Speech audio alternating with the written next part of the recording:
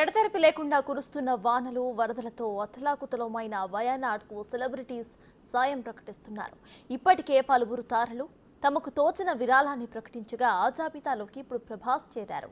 అక్కడ జరిగిన విషాదాన్ని దృష్టిలో ఉంచుకొని భారీ విరాళాన్ని ఆయన ప్రకటించారు. కేరళ సీఎం రిలీఫ్ ఫండ్కు ప్రభాస్ 2 కోట్లు విరాళం ఇస్తున్నట్లుగా ఆయన టీం తెలిపింది.